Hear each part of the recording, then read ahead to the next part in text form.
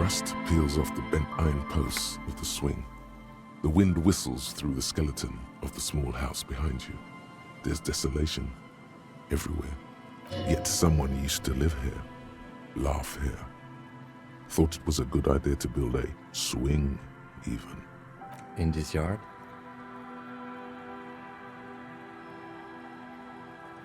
He's assessing the situation.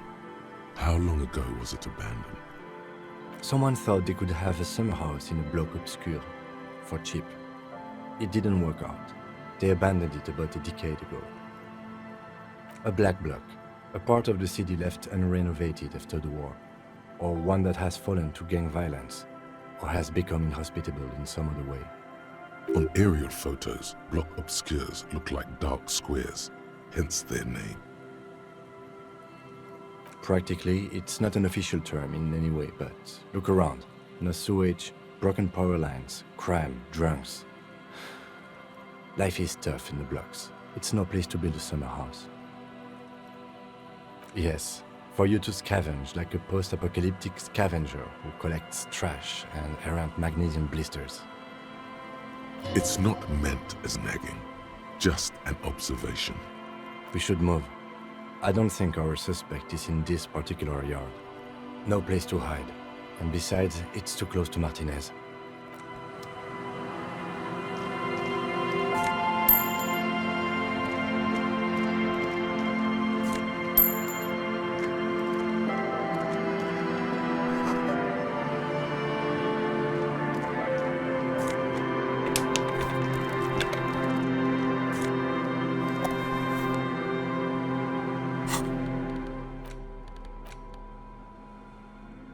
The porter reel is just what you needed.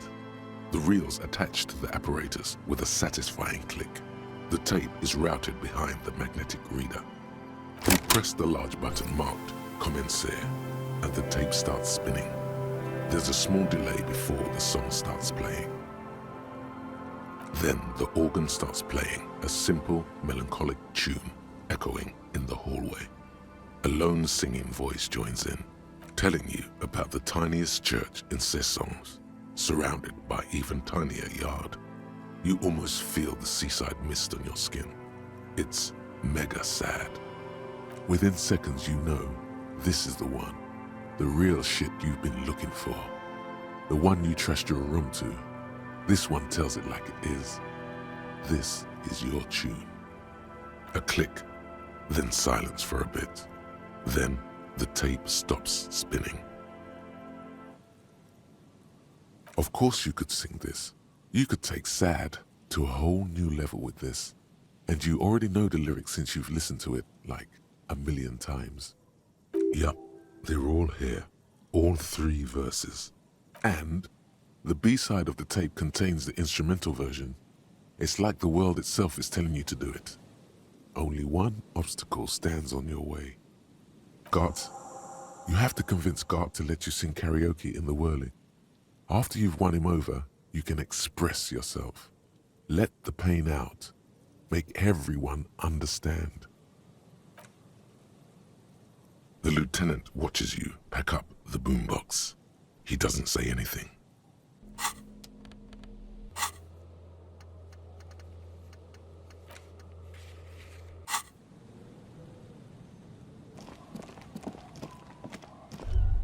This trap's not too hard to spot, once you know what to look for. Keeping it hidden has not been a priority for the cryptozoologist.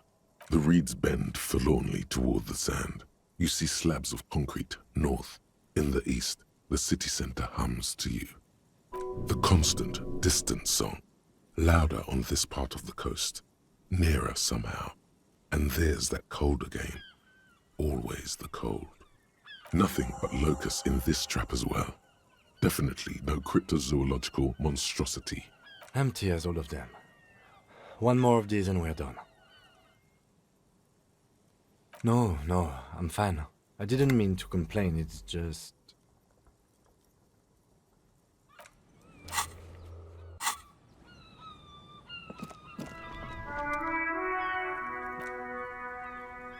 I can tell you who we're not, cop.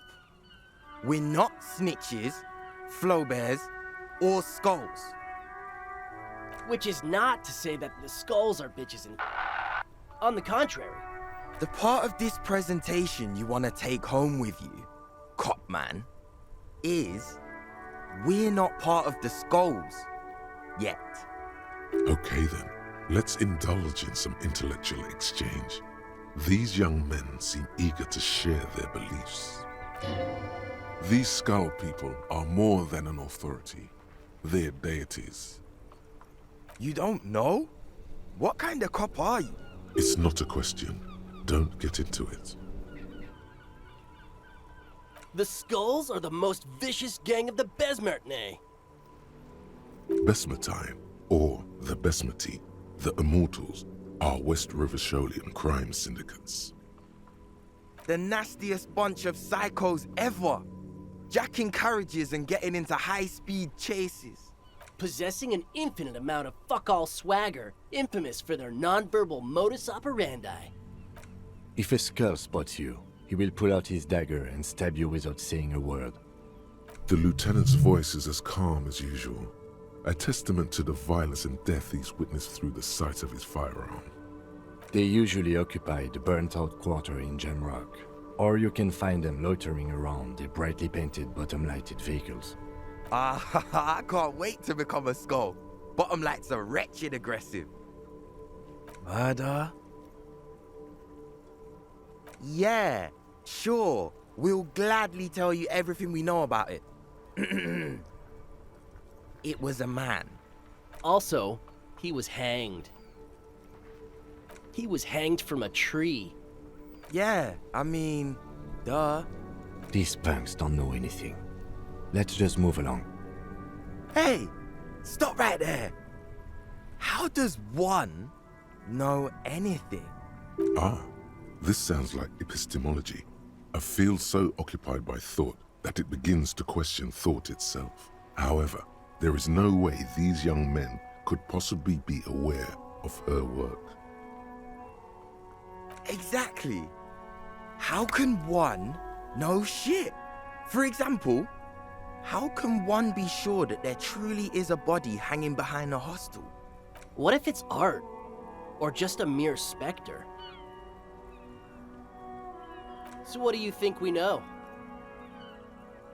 Oh yeah, Cindy's a right proper skull. Yeah, a true artist of the future. Just like Arno van Eyck. By the way, if you see Cindy, give her our regards. For all their nihilistic posturing, these young men are not lacking in youthful idealism. Odd, there isn't a hint of hate in them. It's like they're piss and fuck the world out of some kind of moral obligation. The lieutenant on your left is unusually lenient toward them. The Union does their share of policing in Martinez, at least where gangs are concerned. That's why there isn't much organized crime around here. Apart from the unions themselves, of course. Don't you worry about that. We're gonna make up for the deficit. Yeah, we are. Oh man, yeah. We're not fucking kids, man. Be wary of the abyss. Probably because of how non-verbal their mode of operation is going to be. It's a threat. Whoa. Come on, man. We're just talking here. Just words. Nothing wrong with that. Yeah, no need to throw your authority in our faces. That's right. Way to put them in the little boy's corner. You want to talk? Let's talk, boys. Ask them. He liked how you decisively shut down a situation that could have turned into a farce. Mm-hmm. What about them? Well, first off, it's a statement and not necessarily something that characterizes me as a person, even though the statement has character. And I do like piss. The word piss epitomizes the struggle taking place in the world. Things being defined as they seem, not as they are. And, I guess, it's also about communal spirit, the future, and truly appreciating our differences. Also, you've got to admit, it catches the eye. And since the Grand Piper is slowly but steadily moving towards basing the economy on it, attention, it is imperative that the medium itself convey the message. What I mean by this is, we are all pissed, and that the world is inherently meaningless. It seems that the young man has a certain expertise in at least one field, even if it's rather narrow. Like I said before, many men keep searching for the one, for so-called true love, which is actually just obsession masquerading as kinship. The thrill of the chase, the hollowness that fills your chest cavity after catching it. I'm wondering if the poetics come with the jacket, or are they derived from something else entirely? To catch a fish, you'll need to hurl the lure many times, and even then it isn't certain that you'll get anything. If you blow up the lake, though, you get more fish in a shorter time. And, for time is of the essence and fleeting ever so quickly, one must think of a way to fuck the whole world and not get caught up in fucking someone. Because when one fucks everything, he fucks nothing. And that, to me, feels glorious. Sticking your dick into the void. Hate to admit it, but in a weird way, he's got a point. Is it a coincidence that here we have two badass jackets and two badass cops? Yes? What is? What are you implying? I'm not sure I understand you, detective. Neither. Fine, if only to end this discussion.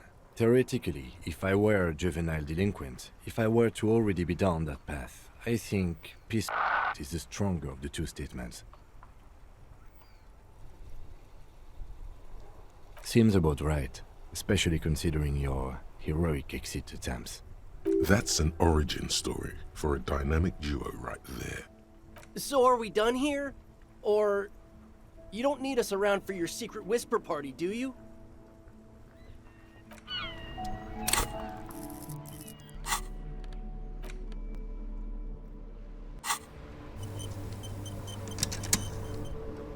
That ride is fucking... Hey, piss. Look who it is. Shrunken cophead material. These guys aren't scary. You're not scary. I have nothing to work with here. It's either begging or bullying, or both. Just ask them, maybe. Why?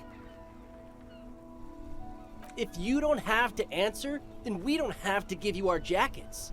Doesn't sound like you have a reason. Yeah, like he said, total shit. What about it? You didn't say that. It's shit. Fine. Fuck it. Here. Take it then. I can't handle this sad shit. It's true. You simply can't. It's called empathy. Wow, I did not see that coming. You better wear that jacket with pride. Fuck that. You're not getting mine. My dad's a lawyer in La Delta. He'll have your badge. No, he won't. The lieutenant is lightly amused by the situation. No. He's like a volunteer lawyer. A total bitch. Cites law and does dishes. You know what, cop? Fuck you. That's not what this is about. You're not getting my jacket. Fuck him. We don't need his rich dad jacket anyway. I'm not wearing that jacket. I don't think this case requires us to go undercover or raise hell. In fact, I don't think the jacket will be useful at all. The need will not arise. Look at this cute shit. How can we become skulls if you go around fraternizing with cops? Let's get the fuck out of here before anyone sees us. Fuck. I'm sorry, man. I just don't like confrontations, that's all.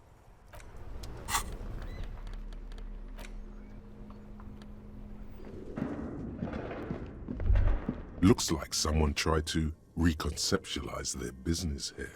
Look, the skis and rotor blades both bear the same slipstream logo. It seems likely that they started out making one, failed to turn a profit, and then pivoted to producing the other. That's a good question. Reality is ruthless.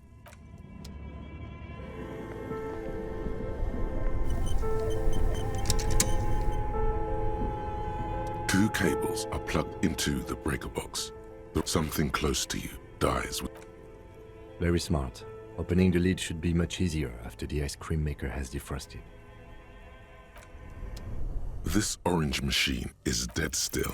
Ice groans and howls under the strain of your giant Gewaltsund multi-tool until the lid cracks open. Darkness lies inside, but you can faintly make out an object, intricate and foreign, left there for a sub-zero beauty sleep, a filament memory with the words "off-site copy" written on its side. You gently lift the cube from its frosty bedding, careful not to damage it. We should take it back to Miss Lukanen killed as soon as possible. I'm not sure how well unused filaments tolerate room temperatures. Yes, but aren't you curious to know what's on the precious filament? There's a radio computer upstairs.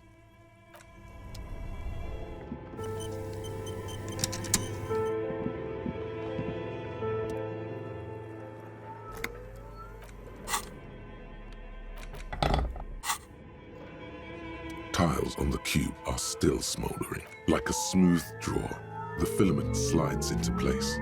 On the keyboard, the speaker comes to life. Static seeps through the machine's planar magnetic driver. An old lady greets you, her voice. Good afternoon. Fortress accident en rue de Saint-Ghislaine. This is East Insulindian Repeater Station 1. Please repeat. Is this the offsite copy? Good, thank you. Please repeat. How can I help you? Good. Please repeat the password. No, that's not it. What does she mean? That's not it. What's the password then? Maybe it's the second part of the leitmotif you saw on the stained glass window. Good.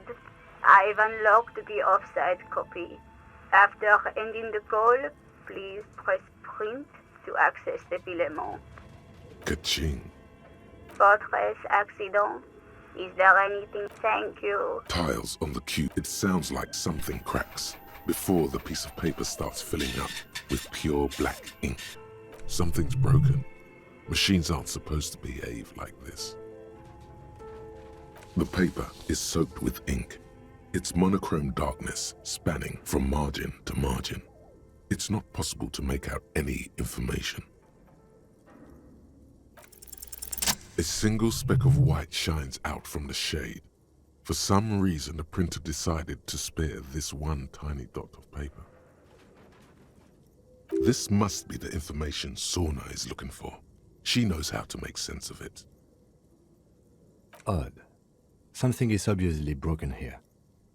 Tiles on the cube are still smoldering, casting the framework in a soft glow.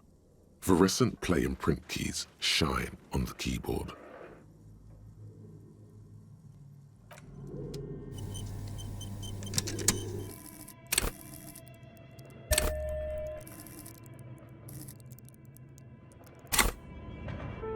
Tiles on the filament slides out. Yes, what is it? Yes? Thanks. Looks like it's the one. Now I'm going to print it out to see what's left of it. I have a theory. Lintel was able to divine the location of the anomaly from this broken copy. I want to repeat their calculation, only this time with better equipment. Watch. What an intricate display of failure. The paper starts filling out with ink, soaking it in a gleaming blackness. Not a single line of data stands out. This is wrong. Machines shouldn't behave like that. Sona doesn't reply, her hands running over the printout. She's looking for something. For her morning star. Eyes scouring the millimeters. Here, I found it.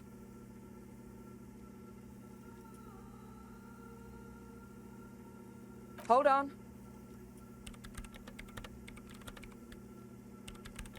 Shh. Just give me a second. I'm almost... I've never witnessed a programmer work before. done.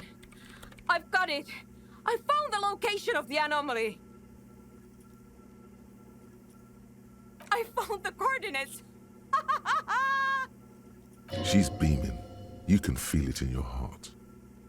Great job. Thank you. There, in the swallow. Think you can help me again? I need you to go move those water bolts for me. I need to double-check my calculations. What an interesting proposition.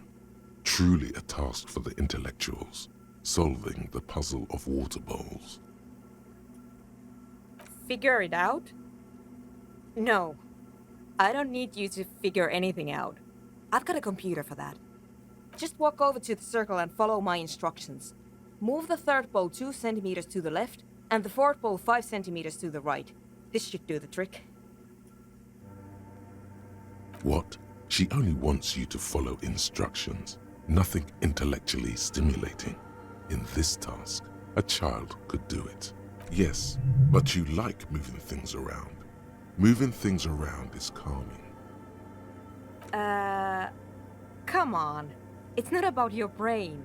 Even I couldn't figure it out on my own. Can you please just go and move the water bowls for me? Thanks.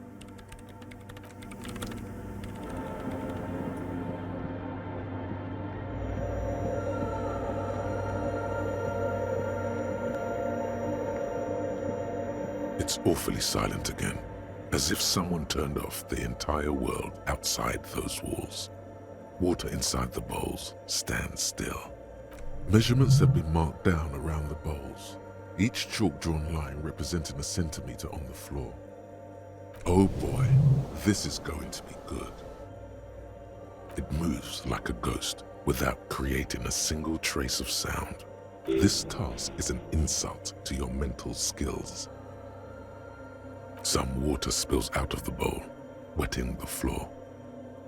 The lead programmer sends you an encouraging thumbs up from across the hall.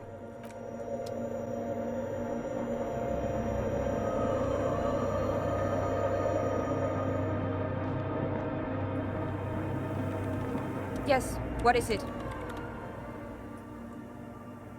Great. Everything should be aligned now. Miss Know-It-All is hesitating.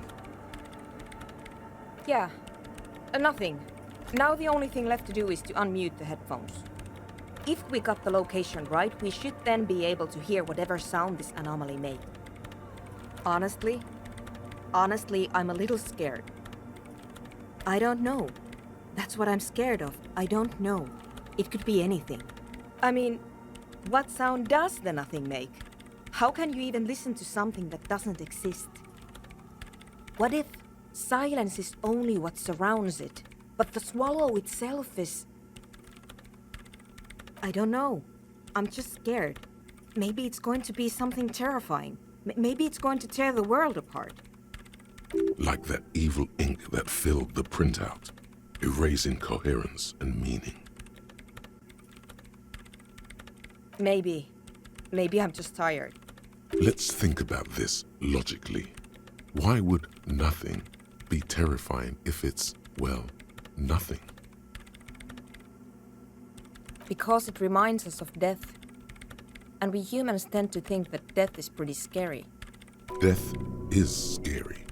You can't just start over again. Or can you?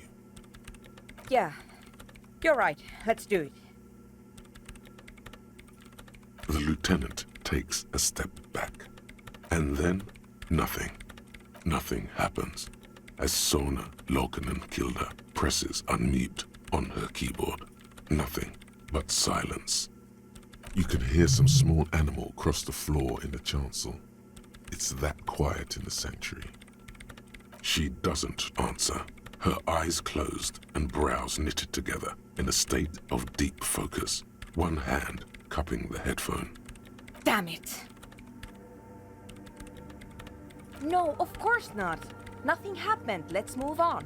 Despite her fear, she was hoping for something extraordinary to take place. No. No. My hypothesis was wrong. According to this, I should have heard something if I got the coordinates right. Like I said, silence is only what surrounds it. But this is just another failure. Silence sounds like silence. That's all it is. You can try on the headphones. See if you can hear anything. But don't get your hopes up. Silence is silence? You're sure there's more to it? This can't be it. You should have a listen. Everything disappears. You are draped in silence like a drowning man staring into his puny little headspace. And then the pressure changes. It feels like flying on an aerostatic, or when your ears pop, or like a subtle difference in the atmosphere, a weather change hanging in the air. What if the sound you're looking for is too low for you to hear it? A better sound system? Alright, but where would we get one? Suddenly, a rhythmic beat permeates the walls, causing a small patch of decorative stucco to crumble onto the wooden floor. They should really allocate some renovation funds to this place. No. What they really should do is shut down the disco men for disturbing neighborhood peace. You mean the speed freaks? Of course, the speed freaks. They have a fantastic sound system. And you think they would help me? I guess I could live through a week or two of peaceful coexistence. Brilliant negotiating there, detective, as always. Sure. Let me know how it goes. Thanks, officer.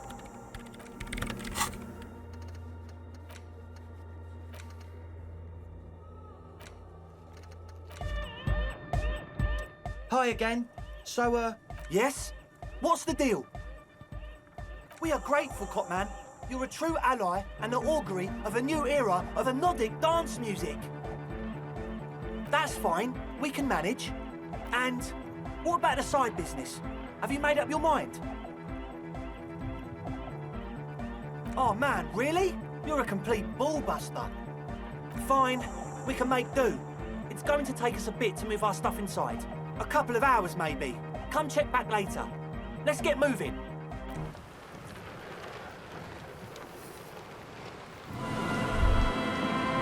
The smell. It's awful and familiar. Don't you recognize it? That hideous pungency, that faintly cloying sweetness. Only death smells like that. Something cold wakes in the pit of your stomach.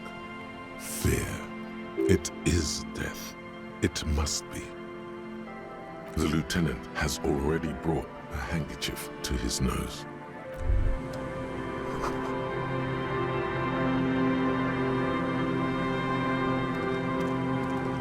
There's some tear, an empty cigarette package, and a crumpled kebab wrapper in the trash bin. 2 empty bottles of Tallulah vodka and a can of black potent porter is all you find. No, there's more in there. Livis strawberry liquor, plus some Pilsner bottles too. Better not pick them up. They seem unhygienic. A tragedy. He shakes his head with genuine sadness. Whoever tossed it here was a heavy smoker. The brand name reads Red Astra. Red Astra is the black market version of Astra cigarettes, known for their high tar content. You see traces of mayonnaise and ketchup on it, as well as a tomato wedge. The wrapper reads Shish Kebab Revachol. It's no older than a day or two, no mold yet. It's hard to concentrate in the smell. The sea air brings some relief.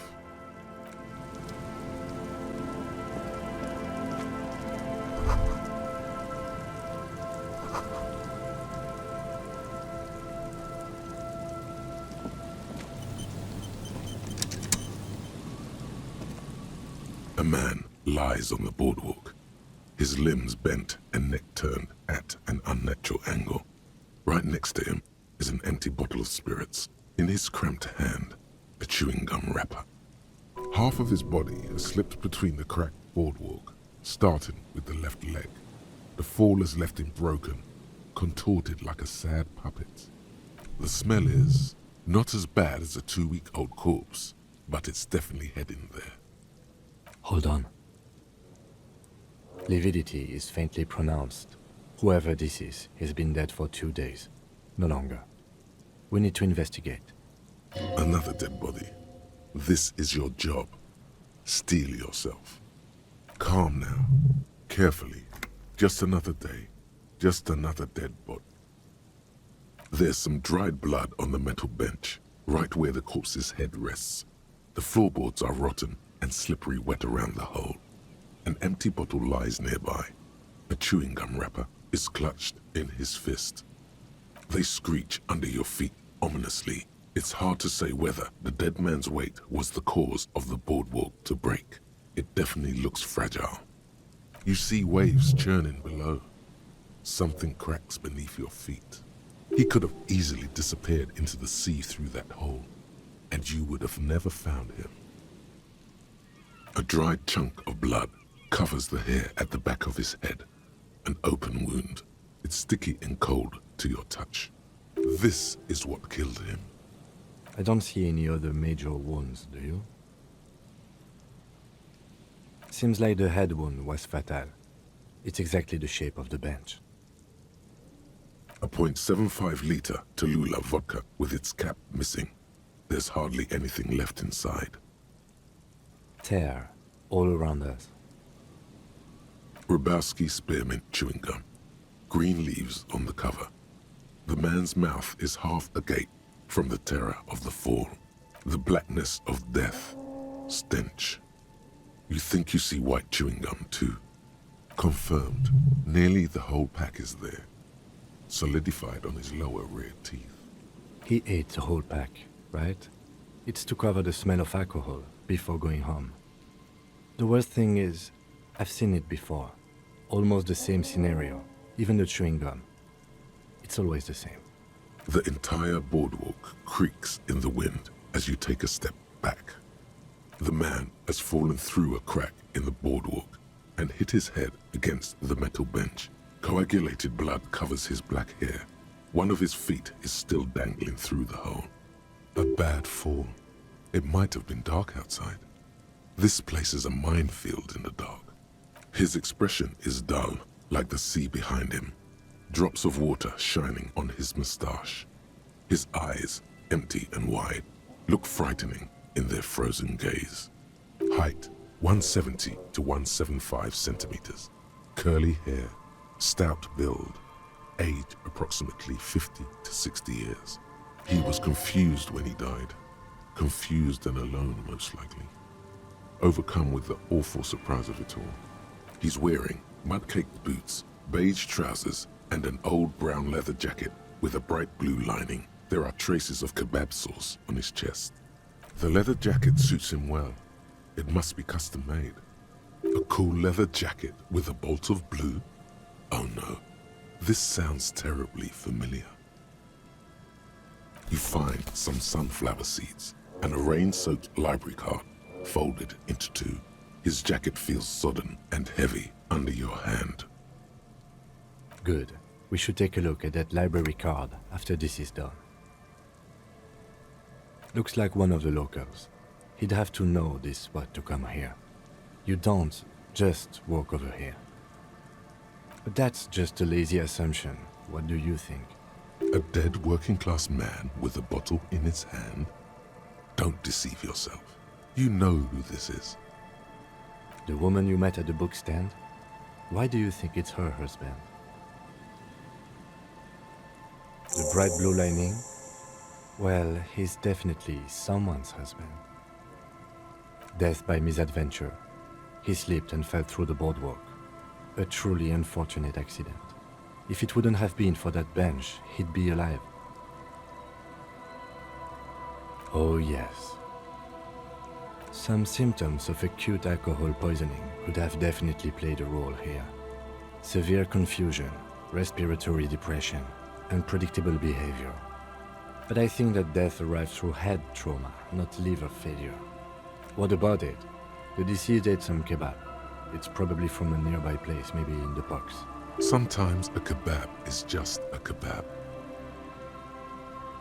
They'll seal this place off after the news reaches the coalition officials. I doubt that they have enough resources to actually repair the boardwalk. Not that sealing it off would keep anyone away. All it does is keep the city council's hands clean.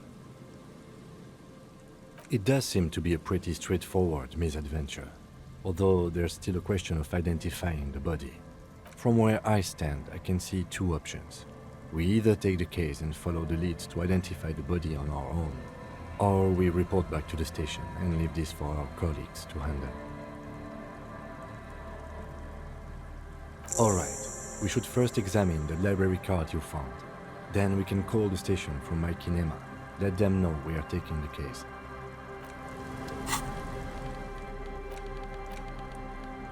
The library card is folded into two and still slightly wet to the touch. The front side reads, Central General Public Library Card, issued to Billy Mejean, expires July 53. Billy is a unisex name. Could be the deceased or his family member. If lost, please return the card to the library. Dial 0. Good. We should give them a call from my kinema. See if we can learn anything about Billy Mejean. Good idea. There was plenty of information here to go by.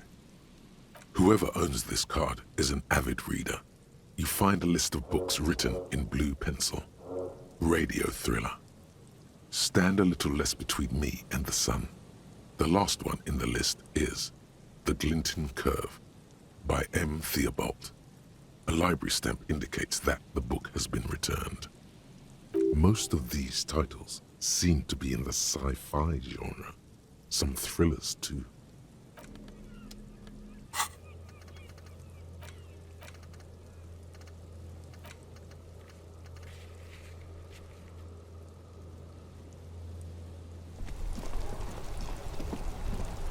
Inside, you see a set of steering levers, a radio microphone, a pull-out toolbox. This is Precinct 57. How may I assist you?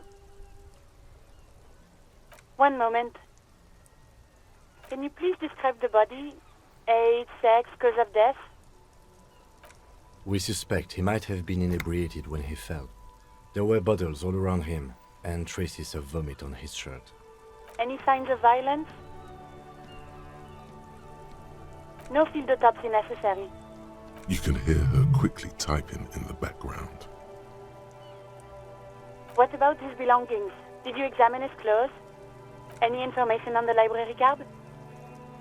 Good. You have a lead. Do you and Lieutenant Kitsuragi want to take the case, or should I assign it to someone else? I have assigned the case to Lieutenant Kim Kitsuragi. Please follow up on this library lead to identify the man. We'll send someone to take the body to the morgue. That's all for now. Thank you for reporting in. Is there anything else I can do for you? I'm afraid they're closed. It says here that the library is open from 10 a.m. to 6 p.m. We should try again during business hours. Anything else, Detective? 57th, over and out. In the cabin,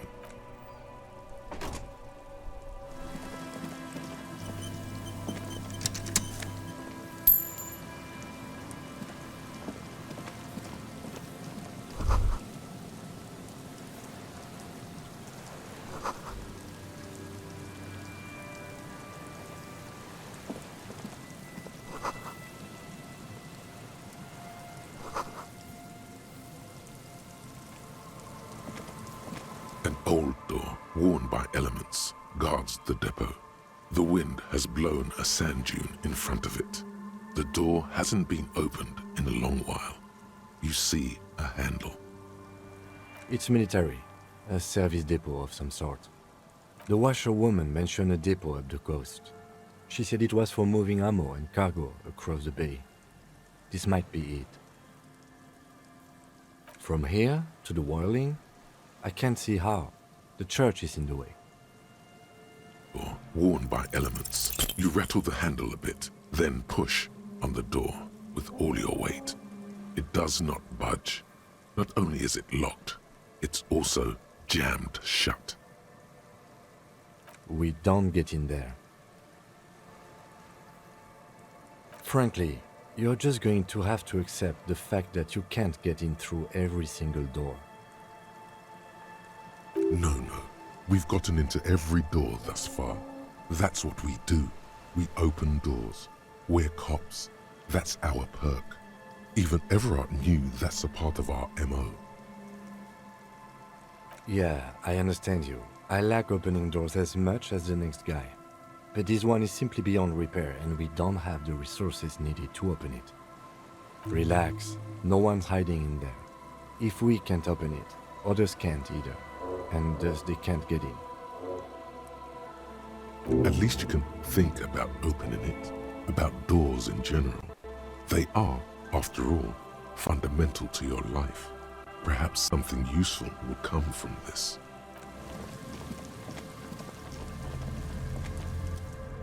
It takes you a moment, but finally you spot the last of Morel's traps. This one's partially obscured by the reeds. The reeds shake sadly in the coastal breeze, weighed down by rain. They seem to be waiting for something. The wind picks up here, near the cape's end, surrounding the narrow strip of land from 3 cardinal directions. It's cold for this time of year.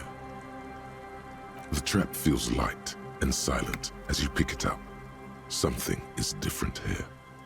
No locust. No phasmid either, but still.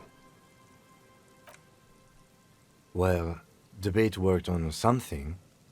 This doesn't mean it was a reed monster, though. Unless you see one in there. I just see an empty trap. The netting is a little untidy, messier than the others. Like someone or something picked up the trap and shook it before dropping it back down on the ground. Perhaps our cryptozoologists have competition in the form of an actual entomologist, or someone else is sabotaging them. I could present more theories, but then I would be taking this on as a case, which I'm not.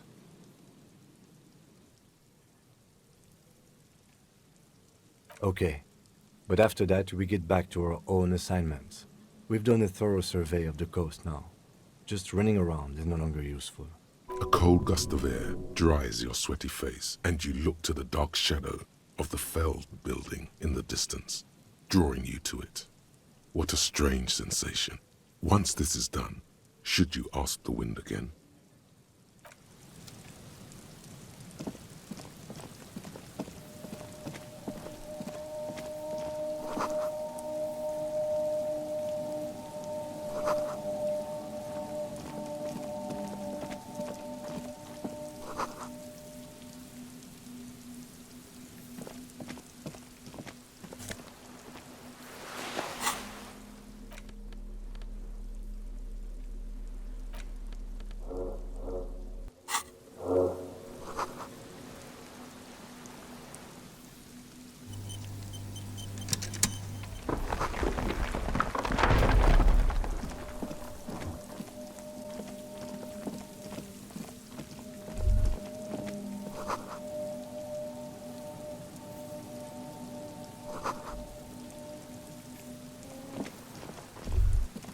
Is there something here that would indicate a sniper used this place as a nest for taking the shot?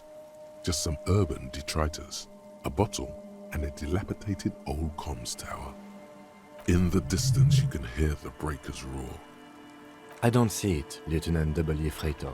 I don't see a person take a shot here and hit something there, in the whirling in rags. To warm his hands before pulling the trigger? Perhaps. But anyone could have made this. The coast is specked with fire this time of year. Truthfully, This seems like a very poor choice to take a 1.2 kilometer rifle shot from. Visibility is awful. There's water vapor everywhere. I think we can rule out biddable prime, was it? It's not possible to climb that ladder, and even if it were, why? There's no platform up there to aim from. Those? A smoking assailant who favors Timothy to Astra or Joan? Cigarette butts are everywhere. This is a common brand for all men. Still, you felt it was important enough to make a mental note. That means something. You didn't pay attention to any of the other cigarette butts on the coast. There, 1.2 kilometers over the wave-crossed bay, through heavy, dark grey curtains of rain, you see the smallest rectangle, barely visible. A glowing light on the third floor of the Whirling in Rags. With binoculars, you would see a young woman's shape move behind the glass, her limbs long and slender.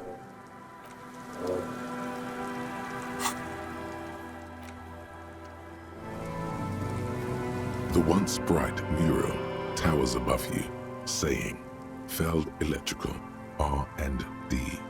Tomorrow is just a whisper away.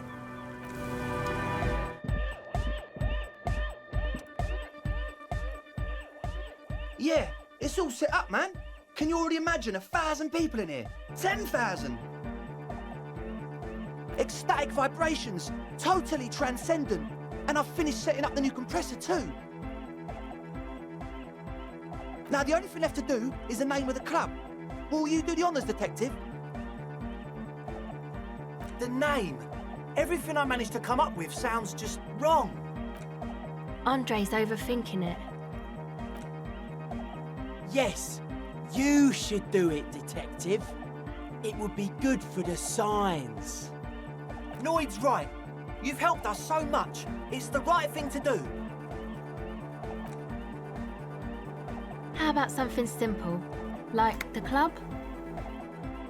Too modern and too ironic. We don't want ironic. We want real. Real and true and beautiful. Like a morning after the rave.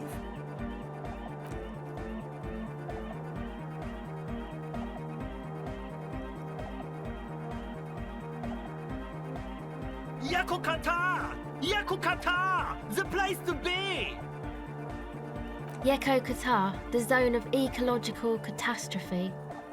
That's too morbid, eh? Got anything else? Hardcore!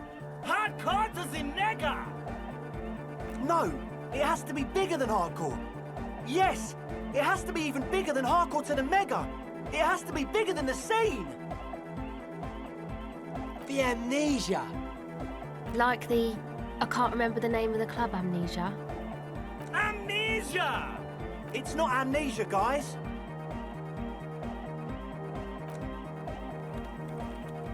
I don't. Good. We have too many opinions anyway. I wouldn't. I wouldn't build a club, and I wouldn't name it either. An underground place with no name? Sounds like something the Crabman would say. We're not going with anything the Crabman would say. Why not? The Crabman has ideas, Estelle. Ideas from another level of consciousness. I don't care. I don't like the Crabman, and I don't like his ideas. His ideas are spooky. Next, please. You have? Well, what's the name?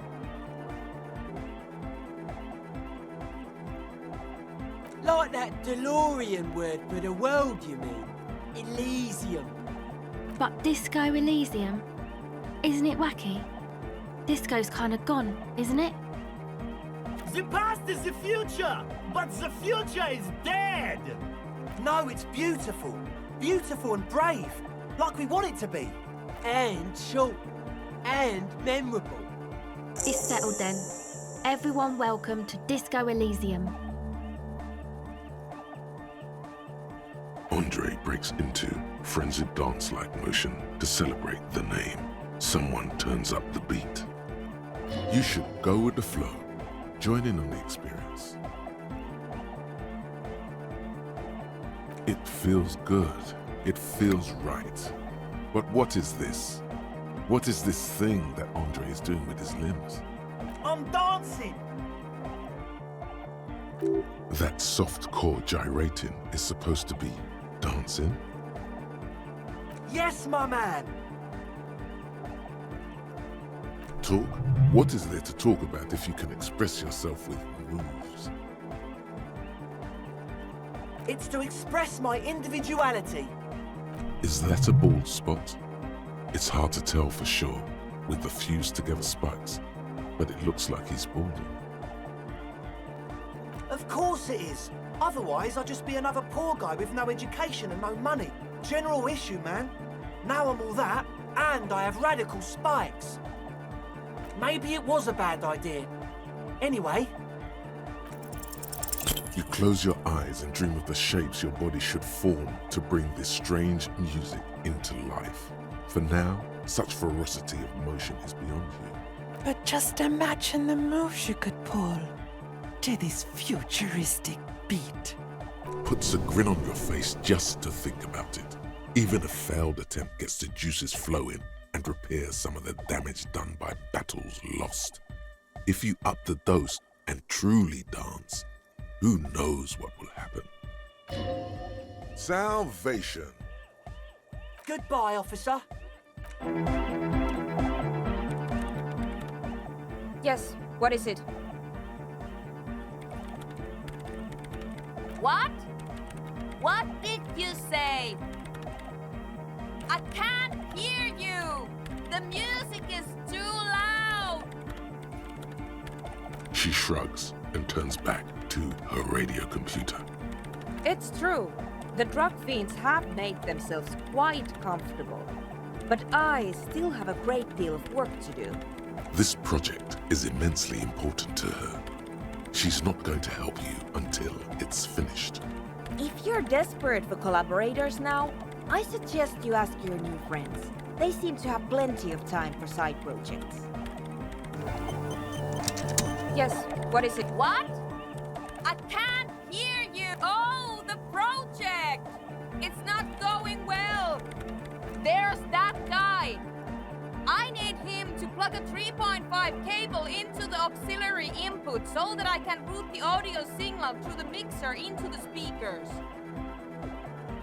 He doesn't listen to me! He only ever seems to care about hardcore and yekukata! A place to be, apparently. Thanks. Maybe you can get through his magic rhymes. Let me know how it goes.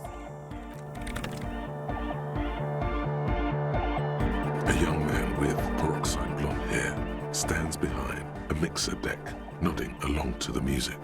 He looks at you with a knowing smile and says, as though you're supposed to be sharing some tremendous evangelical secret, Hardcore! Hardcore! Yeah! This young man adds a capital G before the H in his yegs and args. This produces a guttural, Gotwaldian accent and makes him sound more animal, more in it. Or maybe it's not Gotwaldian. Maybe it's Oranese. Probably an homage to Oranje, where Arno van Eyck is from, judging by his name. You know about him? You know Van Eyck? Good, good. The Advent? Could there have been a right way out of this garden of forking paths, you think? Oh, hey man, it's good to see you. He's a quiet man, mostly communicates through music and by being a master of ceremonies. You know, a host, a declaimer of slogans. He's a performer, gets the people going. Interesting, sire. A bit like you then. An MC for short. Well, he's just kind of here. I don't really know how to communicate with him. Yeah, sometimes, when I stumble and find my way into his centre, you have to hear a lot of hardcore to the mega first though. The man smiles mysteriously, choosing to let the beat speak for itself. I get it. He's a puzzle. Bye, officer.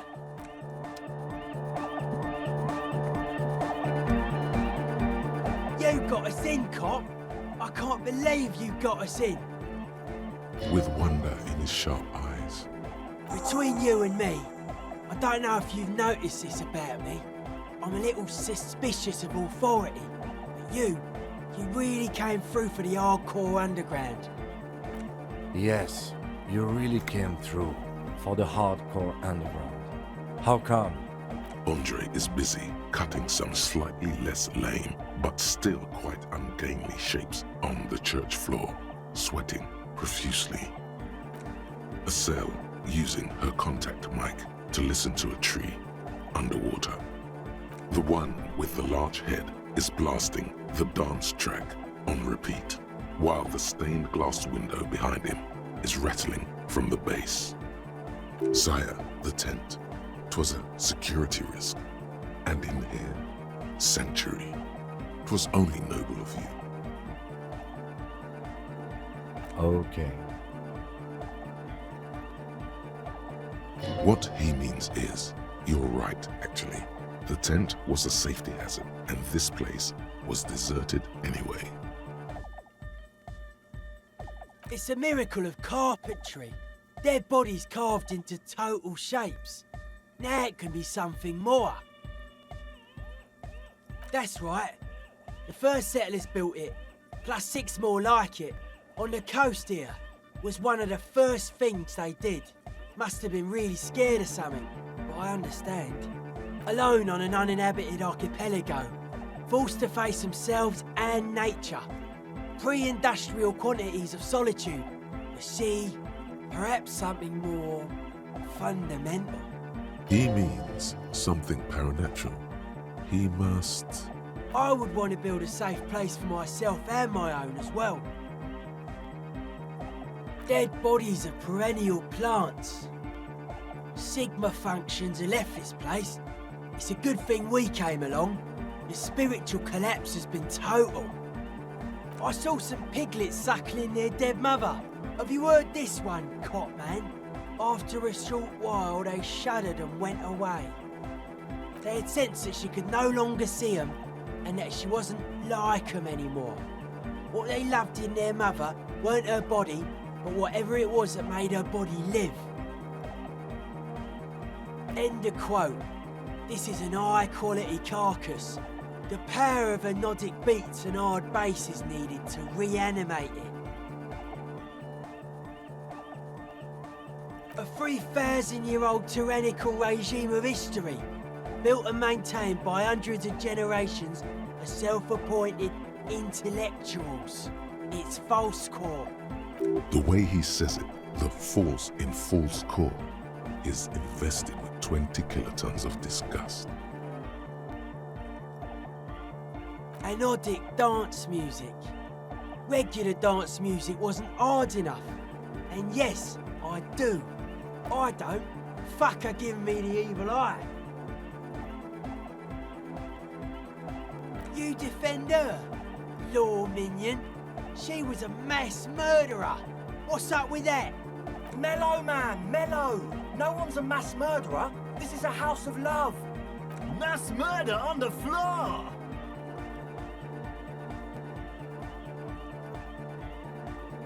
The world spirit does not have a body. It has organs.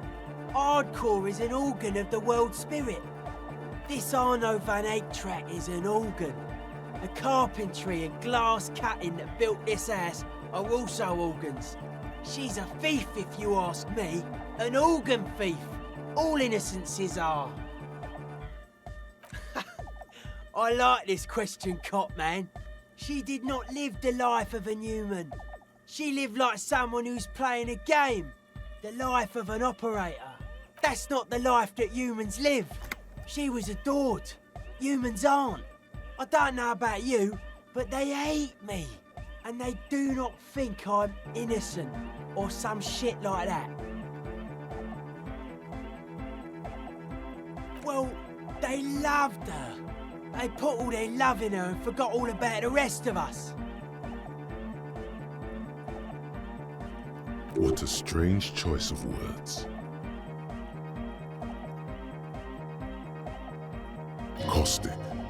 overflowing with negativity. That can't be healthy. What's happening here?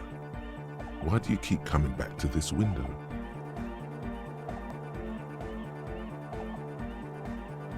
Well, you shouldn't. You shouldn't come back to this anymore. Stop talking about it, please. Sure. Suspicious people are esoteric people. We don't go around spilling everything to Johnny Law. They don't call me Noid for nothing. It took us setting out for this whole enterprise to get our signs synced. It's short for paranoid. A reasonable question. Say I get hurt. I want to make sure it never happens again. So I analyse the situation. Exercise caution. Caution is suspicion. It'd be easier to list stuff I'm not suspicious of. I'm not suspicious of sound and colour. Mechanics and chemistry also have a trueness about them. Most anything else deceives. Wants to steal your life away. This is a good, dangerous line of questioning. You should prod him on. I don't have a top 10 list of things I'm most suspicious of, but if I had one, the left-right complex would be number 1. Number 2 would be their sole accomplishment, the pig-wheat paradigm. Something is off here. You feel like it should be the other way around.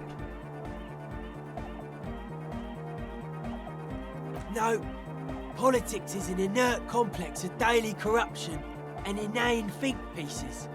The real paradigm is economic, and it concerns pig and wheat. This is where the innovation happens.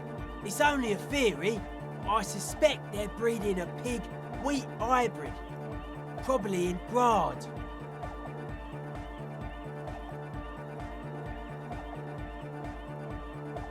It's only our shit. We should make better use of not being animals or cereal grain ourselves.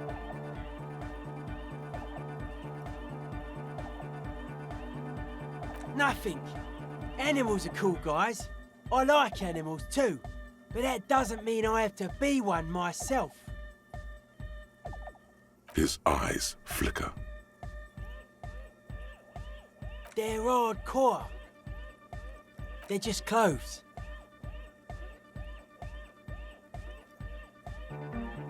It's just a style, you know, normal hard style.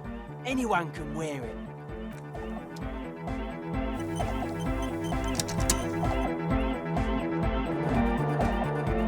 She's whistling a melody, her trusty contact mic attached to a wooden pulpit.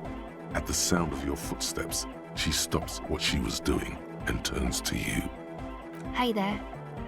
I've been recording some new audio from all these beams and rafters. The sounds travelling through the wood are pretty cool. Creaks and stuff. Like you're underwater, you know? But like, underwater inside a tree. But that's not really what I wanted to talk about. I wanted to thank you instead. For getting me and my friends in here. And we even found some new associates, such as they are. Good, I think. Noid is getting a read on the place. I think he finds the carpentry very impressive. Andre's been setting up the compressor and dancing. Egghead's been keeping the party up. He's got the stage under control. Sauna, the programmer, she's doing whatever she does. Behind that radio computer of hers. She doesn't talk to us much. And the crabman hasn't shown himself, thank God. Okay.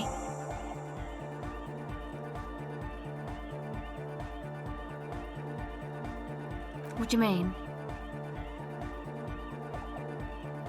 Oh, that. He's the party boy. Anodic music doesn't really do vocals in the traditional sense. Vocals are thought of as rock. That's to say they're a bit backward. No offence if you like rock music though. Rock music's cool by me. Pachoo, pachoo, swish. Your credentials as the resident future man of Revachol are being questioned. Show her you're hip with the times, Gramps.